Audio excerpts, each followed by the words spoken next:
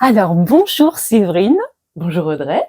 Moi, je suis enchantée que tu aies accepté ce plongeon parce que je sais que c'est pas si simple que ça de se faire interviewer. Donc, merci. Avec Déjà. plaisir. C'est pas simple pour moi non plus, mais allons-y. C'est ce qu'on s'est dit en off. C'est pas simple. Alors, on y va avec notre track.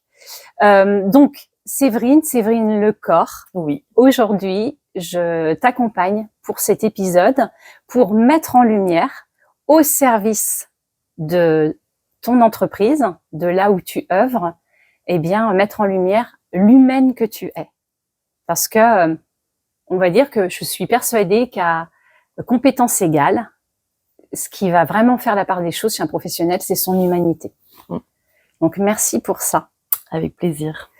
Alors, comment, et là, je vais aller sur ton terrain, toi qui sais quand même très bien pitcher, c'est quoi le pitch pour qu'on puisse comprendre, eh bien, en fait, ta mission et à qui tu t'adresses? Oui.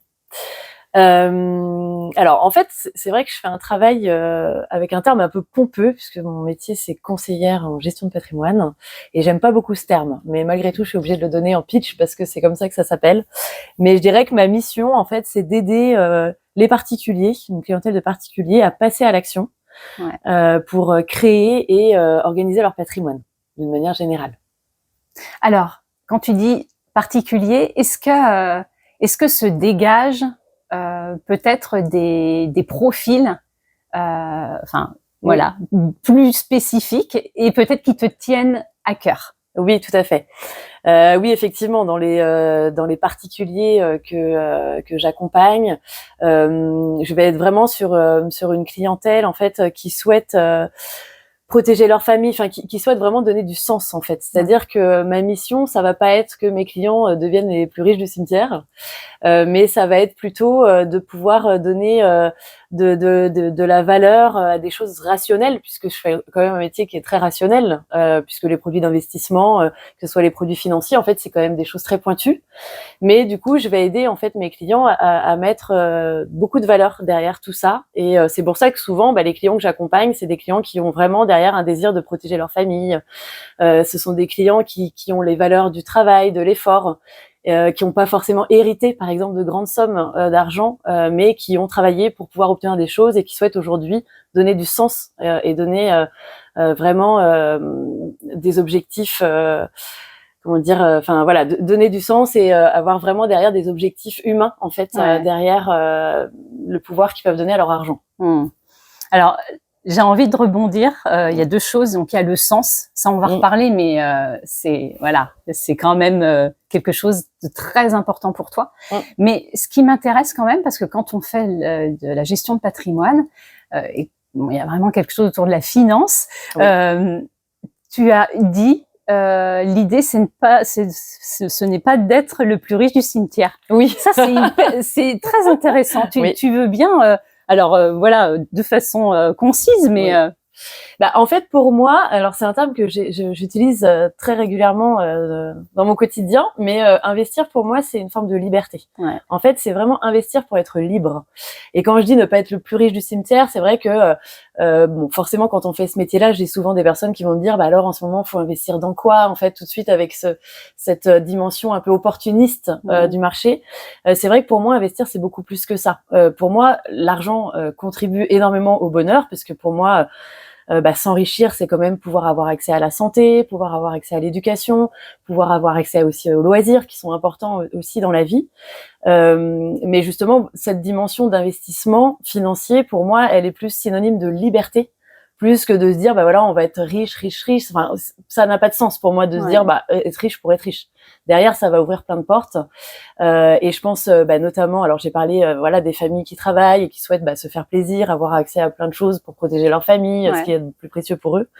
Mais j'ai aussi une pensée, évidemment, parce que j'en ai beaucoup dans mes clients, justement des femmes aussi, puisque c'est vrai que quand on est une femme, on n'a pas forcément appris à investir quand on était petite fille, voilà. On sait que la différence, elle se fait très jeune, en fait, entre les hommes et les femmes sur les dimensions financières, le business, les investissements, etc. Et donc, j'aide aussi particulièrement les femmes qui souhaitent commencer à investir, parce qu'en fait, on peut commencer avec très peu, en fait, et puis même avoir petit à petit plein de choses qui se mettent en place. Mais plus tôt on commence, c'est vrai que c'est là-dessus aussi que j'essaie de sensibiliser, mais c'est plus tôt on commence à investir, et moins sera important l'effort à faire pour obtenir le même résultat en fait au bout. Oui. Et après, bon, les objectifs de chacun sont très différents, hein. On peut avoir chacun des trains de vie qui sont très différents, des objectifs très différents.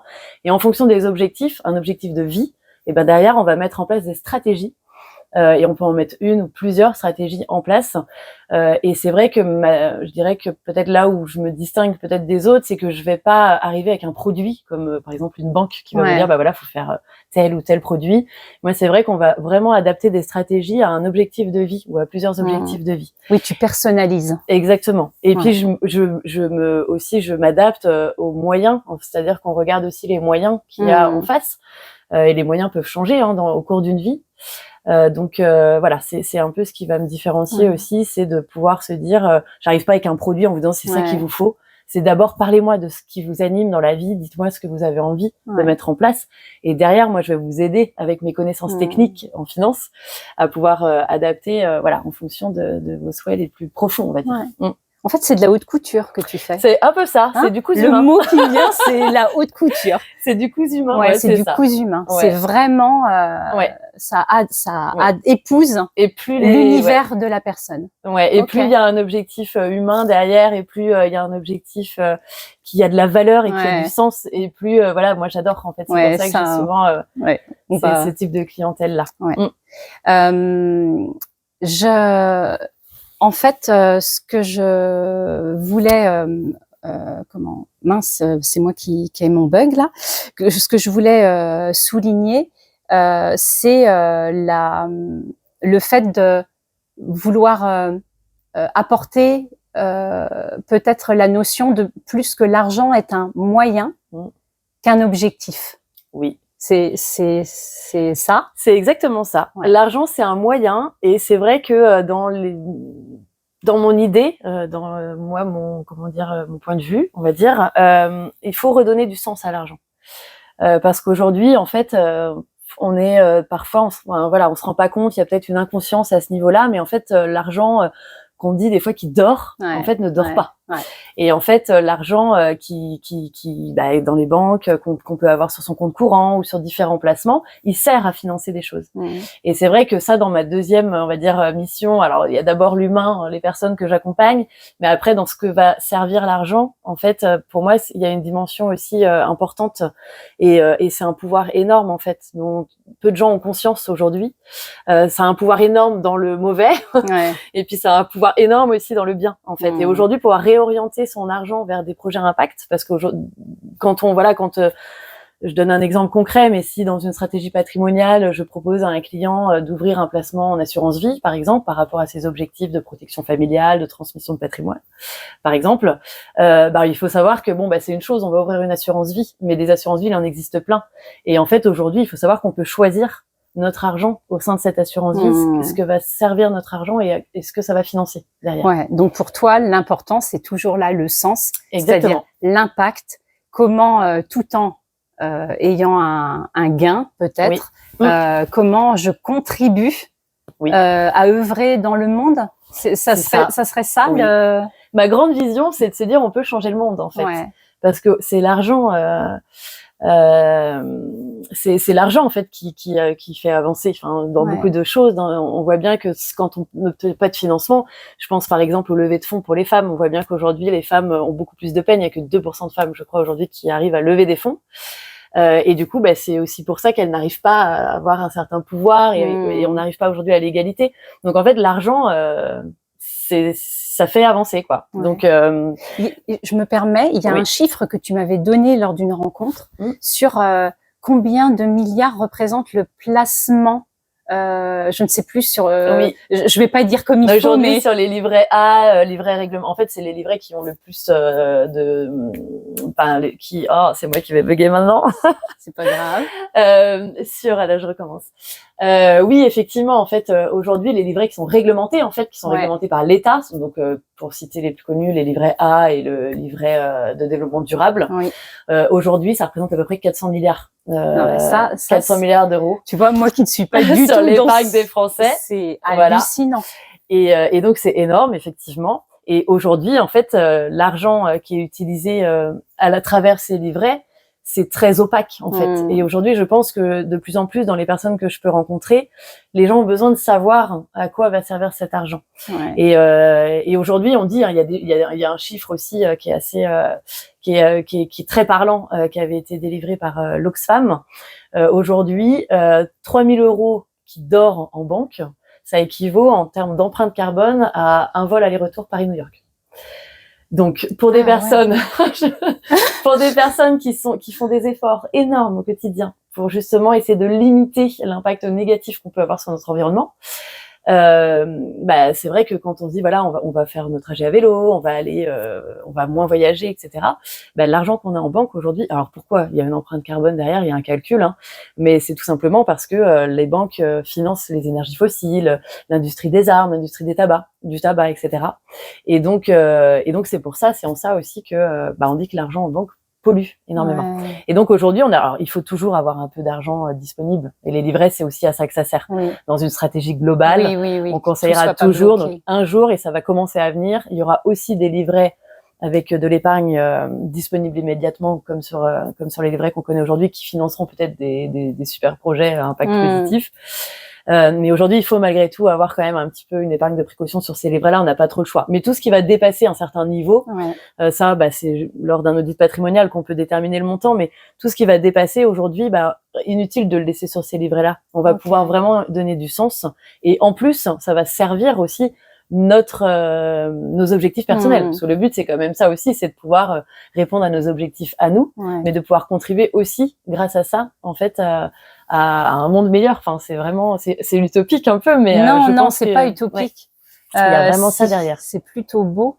En fait, ça me fait penser à quand on parle d'élever un enfant. Tu sais, j'aime ce terme de élever, mais dans le sens le plus noble. Et en fait, je trouve qu'il y a ce truc-là dans ce que tu transmets, la volonté d'élever. Mais tu vois, de donner à une personne, alors la possibilité, oui, d'avoir du bénéfice pour lui, alors du bénéfice de gain, parce que on va le voir aussi. L'argent, en fait, ça serait bien qu'on change notre vision dessus, mais aussi ce côté de élever et nourrir l'âme de la personne, c'est-à-dire comment, en fait, je peux apporter ma petite pierre à l'édifice et comment ça me fait du bien pour avancer, en fait, me regarder dans la glace et me dire merde, enfin voilà, c'est le gros mot du podcast, me dire en fait je ne suis pas inutile. Oui. Et ça c'est fort, en fait, je trouve, pour quelqu'un dans la gestion de patrimoine, ça a le mérite de voir, enfin ça doit être mis en lumière. Oui. Que ça t'anime, ça. Alors c'est très drôle que tu utilises ce mot élevé. Je sais pas si c'était volontaire ou pas, mais le nom de mon entreprise, c'est Élevé Patrimoine, le nom de mon cabinet. Oui. Donc il y avait deux significations à ce nom-là. C'est d'abord parce que c'est le nom de ma fille, Le Corps Vigneron. Voilà, elle porte le nom de sa maman et de son papa. Ouais. Et aussi dans le sens élevé, pour élever ses consciences, élever son patrimoine. Mais je ne le savais pas. On peut se le dire. Oui. Je ne savais pas du tout. C'est pour ça que c'est très drôle que tu aies utilisé ce mot, parce que voilà, justement pour moi, c'était ce sens-là. Pour élever patrimoine, qui comme ça peut paraître un nom un peu bateau, mais derrière qui a un sens pour moi, un double sens. Ouais. Donc oui, effectivement, pour moi, c'est, enfin, tu as tout à fait bien résumé ce qu'est la gestion du patrimoine pour moi et la création du patrimoine. Donc, si on revient, donc ta population, enfin en tout cas toi, ta cible, c'est, on l'a entendu, les femmes. Quand même. Oui. Est-ce que c'est un constat, alors de façon peut-être très courte, mais c'est un vrai constat que les femmes ne sont pas du tout éduquées par rapport à ça. Alors je dis éduquées, je sais pas si c'est le bon terme, Mais est-ce que ça reste très nébuleux pour elles, l'investissement? Alors, l'investissement, il peut être nébuleux, je dirais, quel que soit le genre, en fait, hein, parce que je vois aussi des fois des couples, voilà, ou des, voilà, voilà, c'est très opaque. Même des fois pour nous, en tant que professionnels, ça peut paraître très opaque, des fois, quand on commence à chercher ce que finance l'argent. Donc voilà, ça peut être opaque. Après, c'est vrai que les femmes, alors pas toutes, hein, évidemment, mais c'est vrai qu'au niveau de l'éducation financière, alors il y a l'éducation financière d'une part, c'est vrai que nous on nous apprend plus à jouer à la poupée, enfin notre génération, plutôt à jouer à la poupée, à la dinette, etc., que plutôt à penser à des stratégies ou à des investissements ou à de la logique aussi, par exemple. Donc ça, effectivement, on le constate. Et puis c'est vrai qu'après, aujourd'hui, on est je pense, dans une transformation aussi de nos mondes. On le voit, hein, les hommes quand même commencent de plus en plus à participer au quotidien, on va dire personnel et familial. Mais c'est vrai que d'une manière générale, je pense que les femmes se sentent moins en capacité déjà, et donc c'est pas forcément qu'elles comprennent moins ou qu'il y a un problème, au départ de cet ordre-là, mais c'est plus qu'elles se sentent moins capables. Et c'est toujours ce syndrome de l'imposteur, hein, qu'on connaît beaucoup en tant que femme, hein, en tant qu'entrepreneuse, en tant qu'investisseuse, enfin en tant que de plein de choses dans la vie. Donc c'est plus un problème, je pense, de pas se sentir en capacité, parce qu'une fois que finalement les femmes, on commence à leur parler, je t'assure qu'elles adorent et que finalement elles comprennent très vite comment ça fonctionne et très vite à mettre en place des choses. Et en plus, avec les femmes sont beaucoup plus, alors ça je le remarque vraiment, sont quand même beaucoup plus sensibles aussi à tout ce qui est critères extra-financiers. Au vivant, en fait. Au vivant, voilà, c'est ça, le respect du vivant, les critères, les critères, les critères ESG, hein, environnement, social et de gouvernance, pardon, aussi comment les entreprises sont gérées, etc. Ok. Qu'est-ce que tu penses que toi c'est quoi ton plus par rapport à ta clientèle? C'est quoi ton petit truc en plus, tiens, pour surfer sur mon truc en plus, alors ça fait 9 ans que je suis installée en tant qu'indépendante. Voilà, avant je faisais à peu près le même métier, mais en tant que salariée, c'est complètement différent, mais voilà, ça fait quand même un moment que je suis dans ce secteur d'activité-là. Et du coup, je vais te parler de ce que me disent mes clients, parce que je pense qu'il n'y a rien de plus révélateur. Je dirais que c'est ma simplicité, en fait. C'est vrai que moi, j'essaye de vulgariser au maximum le métier, de le rendre accessible à tous, parce que bien souvent, on se dit conseiller en gestion de patrimoine, c'est réservé à une certaine élite. Et moi, justement, c'est pas du tout ça. Enfin, moi, j'ai plutôt envie de donner accès à tout ce que je peux connaître sur les stratégies possibles d'investissement, etc., à des personnes qui sont moins averties ou qui peut-être se sentent moins éligibles, on va dire, à ce type de métier. Et donc, là où je vais me distinguer, ça va être vraiment sur le côté, je pense, simple, accessible. Voilà, et puis sur les valeurs que je donne derrière, c'est-à-dire que les clients, voilà, quand je leur propose de mettre en place une stratégie, je vais leur proposer différentes stratégies avec des projections sur 10 ans, voilà ce que ça peut donner si vous faites ça ou ça ou ça, donc pas avec une approche produit comme je le disais au début. Et puis après, derrière, s'ils souhaitent mettre en place les stratégies que je propose, donc on peut effectivement, moi je peux les accompagner aussi à les mettre en place. Et là, la différence, ça va être sur tout ce que je vais proposer de mettre en place, ça a du sens, c'est-à-dire que ça va être respectueux du vivant en général, que ce soit dans l'immobilier, que ce soit dans les placements financiers. Enfin, on peut toujours donner du sens en fait à là où on va mettre son argent. C'est vraiment ce qui fait, je pense, la différence aujourd'hui. Donc, dans le placement, juste pour resynthétiser, tu vas permettre en fait des placements qui ne vont pas être, en tout cas, dont l'argent ne va pas être orienté vers, t'as dit l'armement, le tabac, le porno, qui rapporte énormément d'argent. Mais voilà, c'est vrai qu'après, en fait, on va essayer d'être aligné. En fait, moi depuis que j'ai créé mon cabinet, c'est vrai que c'est aussi ce qu'on cherche dans l'entrepreneuriat, c'est d'être aligné avec ses valeurs, parce que quand on est salarié, on est bien obligé de vendre ce qu'on nous dit de vendre. Et justement, moi, une des raisons pour lesquelles j'ai voulu m'installer en tant qu'indépendante, c'était aussi pour aller choisir et aller chercher des produits et des solutions qui ont du sens. Et donc, déjà d'exclure l'industrie de l'armement, l'industrie du tabac. Enfin, personne ne conseillerait à son enfant de fumer ou de s'armer ou voilà. Donc effectivement, aujourd'hui, on peut le faire. C'est ça en fait, et les gens ont très peu conscience de ça.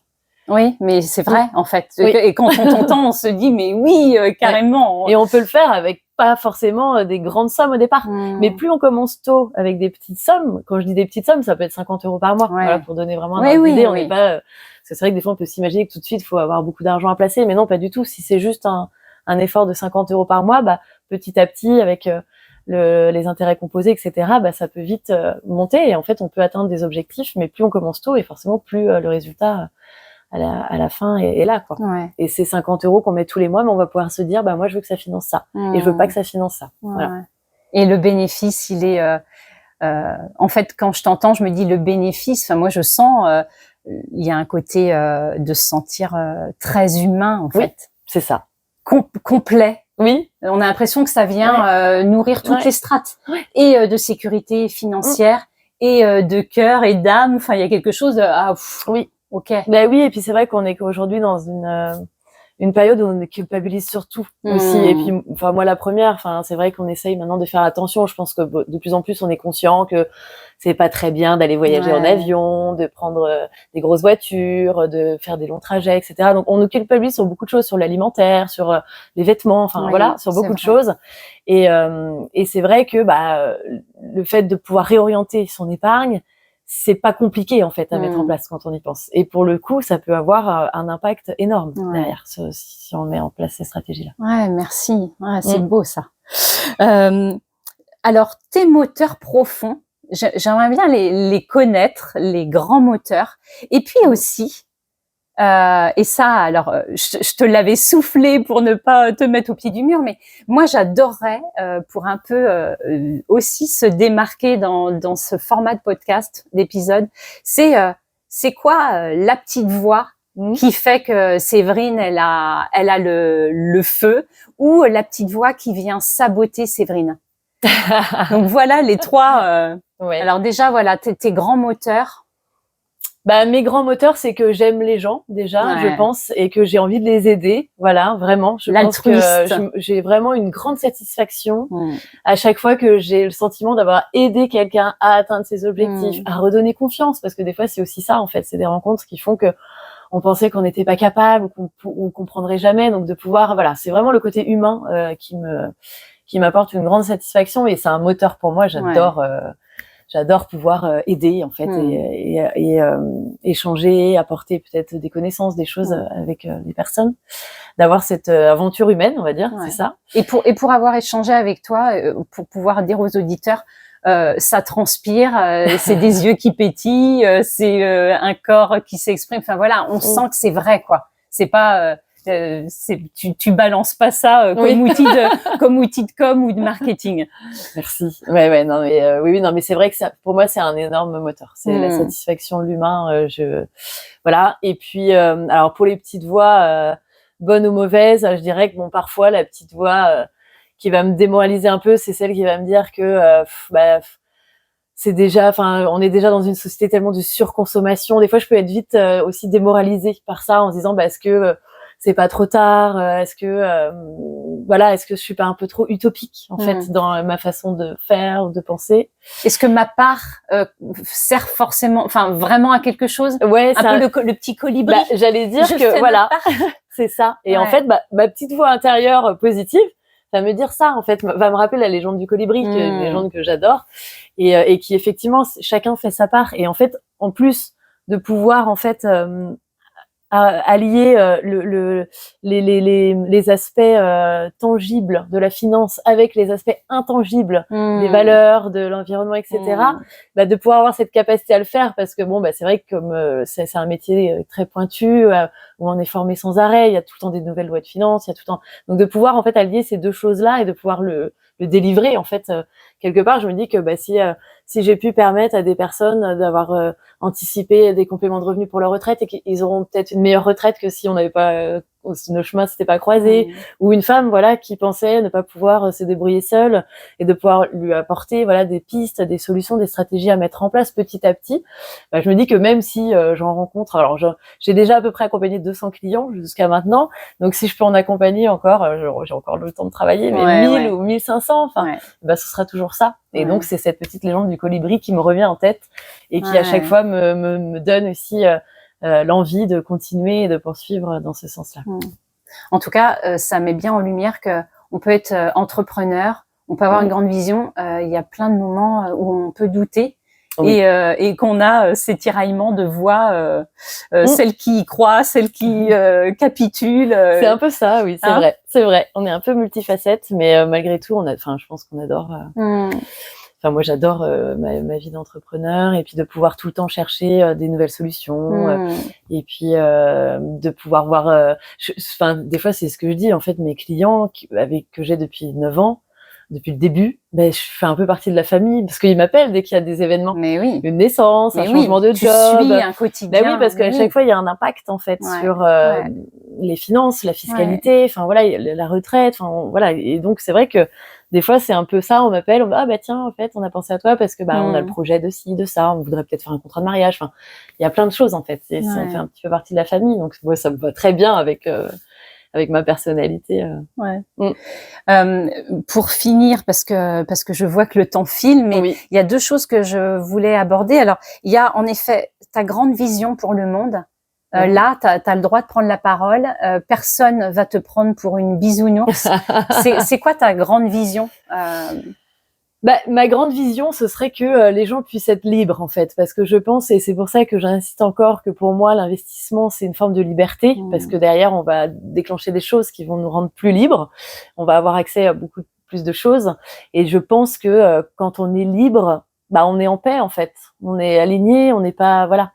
Et je pense que tous les mauvaises choses qu'on peut avoir aujourd'hui, c'est vrai qu'il y en a beaucoup, et puis si on allume la télé, les infos, ça peut être vite, voilà. Et en fait, je pense que quand on est libre, déjà, on a une meilleure mentalité, certainement, on est plus serein, on est plus en paix avec soi-même et avec les autres.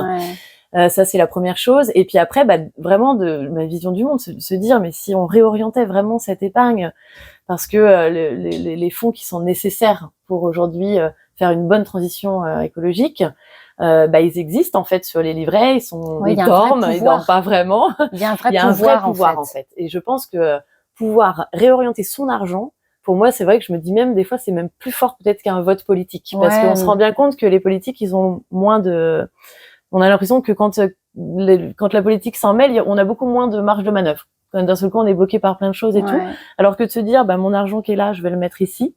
Et du coup, au lieu de financer quelque chose qui est pas cool pour les générations futures, pour le vivant en général, je vais aller financer des entreprises qui respectent l'environnement. Je vais financer des projets d'avenir qui vont pouvoir, on va changer, quoi. Et je pense qu'il faut effectivement faire un virage. Et j'ai cette vision-là, de me dire que c'est possible aujourd'hui. Merci d'avoir cette vision. Il y a vraiment le côté altruiste chez toi. Oui, ça transpire de partout. Et la dernière chose que je voudrais éclairer, parce que je trouve ça intéressant, parce que moi-même consciente du rapport que je peux avoir à l'argent, c'est, je vais utiliser le terme sniper, puisque j'aime bien pouvoir dézinguer les croyances.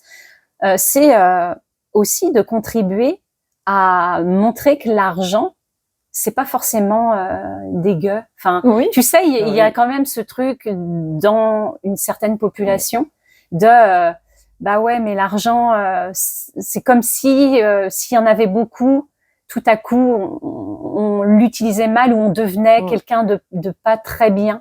Et je trouve que tu contribues quelque part à changer cette croyance-là. Oui, oui, tout à fait, parce que l'argent, c'est pas mal. C'est vrai que l'argent, ça reste quand même assez tabou. Et puis quand on commence à investir ou quand on commence à avoir de l'argent, ça peut être mal perçu, effectivement.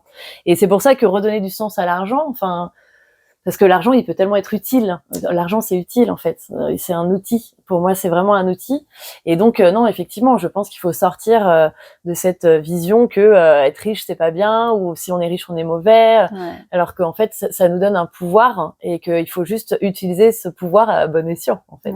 Et donc, si tout le monde pouvait s'enrichir, alors comme je dis, pour moi, l'enrichissement, c'est plus un objectif de liberté. Plus que d'être, c'est sûr que passer un certain niveau, est-ce que c'est vraiment utile on sait aussi que ça a été. Oui, c'est ça. Il y a eu des chiffres là-dessus. Je crois que c'est 75 000 euros par an de revenus au-dessus. On serait pas plus heureux en fait qu'avec 75 000 euros. Donc déjà après, je pense que après l'argent certainement quand on en a trop. on peut toujours l'utiliser. Je pense qu'on pourrait toujours l'utiliser à bon escient, mais est-ce que c'est vraiment utile de voilà. Mais en tout cas, c'est sûr qu'il faut arrêter avec cette idée que l'argent c'est pas bien. Ouais. L'argent, ça donne accès à beaucoup de choses. Voilà. Et quand on en a suffisamment, on vit beaucoup mieux, on vit en meilleure santé, on est moins stressé. C'est prouvé, hein. On a accès à l'éducation, on va avoir des lieux de vie qui sont plus agréables et tout ça. En fait, oui, ça, tout ça participe à du positif, en fait. Ouais. Donc, effectivement, il faut pas hésiter à se dire, bah voilà, moi, je veux mettre en place des stratégies pour m'enrichir avec des objectifs. Effectivement, moi, enfin, en tout cas, moi, c'est vrai que je suis plus sensible aux objectifs humains, de valeurs, voilà. Mais oui, je pense qu'il faut arrêter avec cette idée et peut-être préconçue.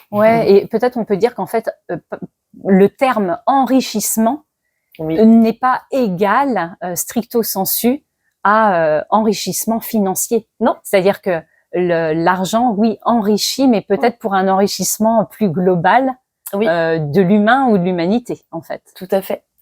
Tout à fait, oui, l'argent doit être au service de l'homme, je pense, et de la femme, évidemment, mais de l'homme de manière générale. De l'être humain, de l'être humain et du vivant, et pas l'inverse, quoi. Parce que c'est vrai qu'après, quand on ne court que après l'argent et qu'il n'y a pas de sens derrière, enfin, pour moi, ça n'a pas de sens, d'ailleurs. Et d'ailleurs, j'ai pas de clients qui viennent me voir sans avoir un sens derrière. Je pense qu'effectivement, moi, ça m'intéresse pas de faire de l'argent pour faire de l'argent. Voilà.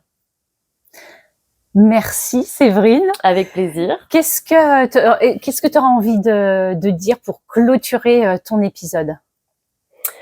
Et t'as le droit de ne rien avoir besoin de dire plus. Non, parce que je pourrais parler des heures. Oui, je sais bien. non, mais après pour clôturer, je pense qu'effectivement après c'est important d'avoir toujours une vision globale. Je pense même pour mes clients, c'est ce que voilà, c'est avoir une vision globale, et puis après il y a 1000 façons d'y arriver. Mais déjà, quand on a une vision globale, on peut mettre des choses en place petit à petit. Et puis je pense que quand on est aligné avec ses valeurs, on est beaucoup plus heureux de toute façon. Et je finirais par dire, voilà, quand on investit, quand on s'enrichit, il faut d'abord le voir comme une forme de liberté. Et aussi de pouvoir pour rendre le monde meilleur, encore une fois. Enfin, c'est vraiment moi la vision que j'ai, et j'accompagne vraiment mes clients dans cet objectif-là, de se servir, que l'argent leur serve à eux de façon individuelle, mais qu'il y a aussi un impact collectif derrière qui peut être mis en place très facilement, en fait, sans que ça leur change la vie, et surtout sans avoir à renoncer à un rendement quelconque, parce que c'est vrai que j'insiste aussi là-dessus, c'est que c'est pas parce qu'on finance des projets à impact positif que les rendements sont moins bons que quand on finance les énergies fossiles. Et ça, moi, je le constate. Exactement. Ça, c'est vraiment une fausse croyance. On fait pas de sacrifice en plus. Donc, tout est au vert, quoi. Merci. Je te remercie vraiment de de ta confiance pour cet épisode. Et puis, à une prochaine fois. Merci. Merci. À bientôt. Au revoir.